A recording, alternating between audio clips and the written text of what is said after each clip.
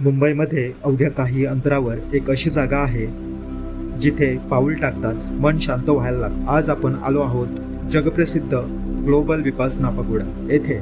सुवर्ण रंगात नटलेला हा भव्य स्तूप फक्त वास्तुकलेचा चमत्कार नाही, तर अंतर्मनाशी संवाद साधण्याचा एक सुंदर मार्ग आहे.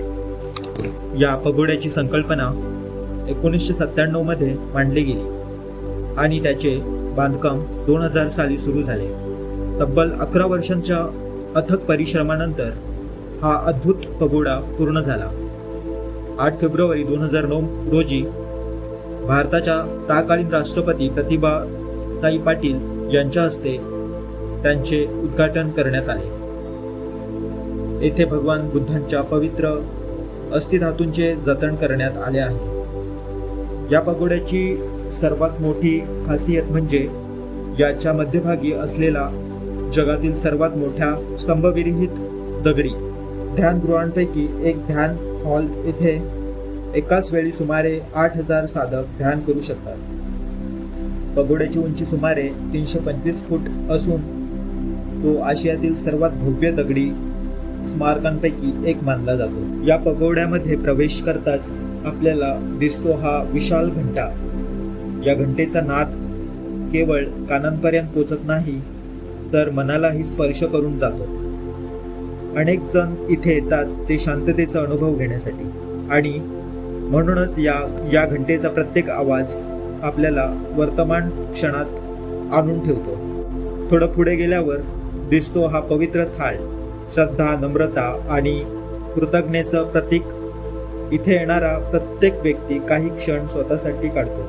जीवनाच्या धावपळीत हरवलेल्या मनाला पुन्हा एकदा स्थिर करण्याचा प्रयत्न करतो.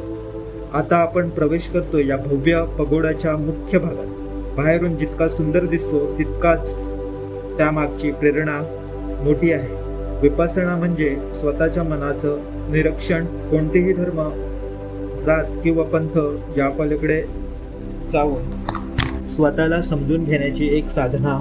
या वस्तूकडे पाहताना जाणवतं की मानवाने निर्माण केलेल्या गोष्टींमध्ये अध्यात्म किती सुंदरपणे प्रकट होऊ शकतो.